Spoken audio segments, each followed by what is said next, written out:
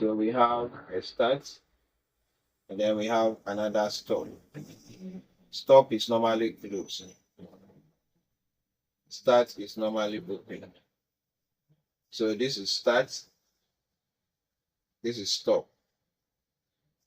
All the stops must be in series. So we break one line, we break the line to the stop.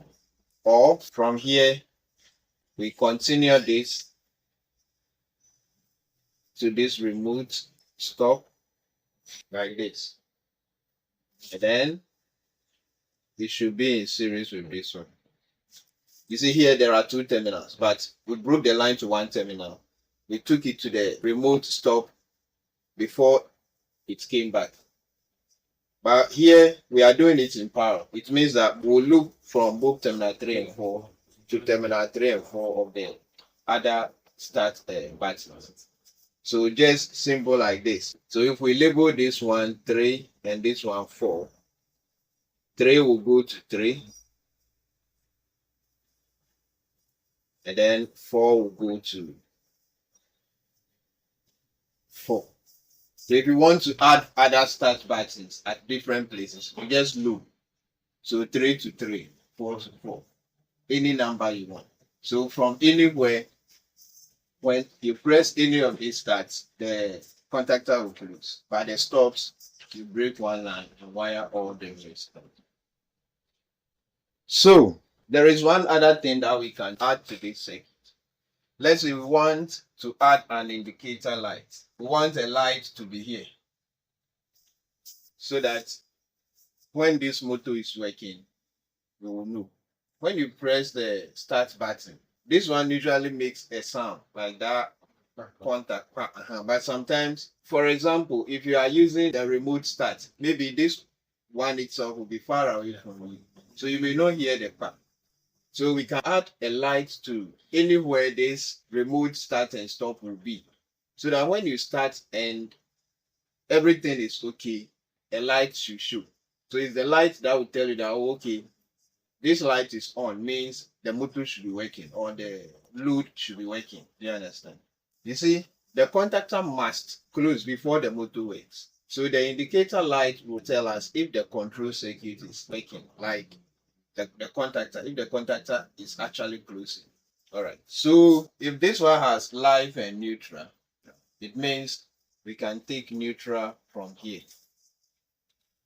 This is closest. We can take neutral from here. And then we take live from, because we are using the overload, let's take that connection from here.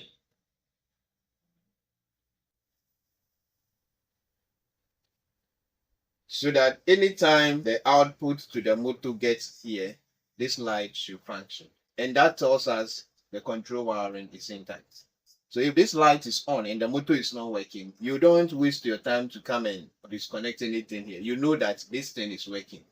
So straight you go to the motor. All right, so at this point, we are able to know how to wire a basic direct online starter. Then we move on to add the overload relay. We continued to add remote start and stop, and then added an indicator light that will tell us if the control circuit is intact or if there is any problem with it. So with this knowledge, yeah, when it comes to direct online, we are done. Okay. The next level, we'll be doing forward and reverse. Then from there, our final work will be on Star Delta. Yes. Please, what about the three-phase motor? Yeah, so if it is 3 phase, all these things we are doing remains the same. The only thing that will change is that Yeah, I'm talking about the connection. Like you see the line 1, line 2, line 3. So where is the neutral going to be? oh no. Listen, don't make that mistake. If we have a motor and we have to use 3 phase, it means the motor is 3 phase. If the motor is 3 phase, the terminals on the motor are for line 1, line 2, line 3, and then there should be earth. All the time there should be earth. As for earth, any machine we are connecting, there should be earth, whether single phase or 3 phase. So a 3 phase motor doesn't have connection point. So when we are doing this control, we will connect. So here it means we'll be having three phases breaker. So line 1 will connect to L1, line 2, L2, line 3, L3. Finish. Then overload relay 1, 2, 3 will go to T1, T2, T3.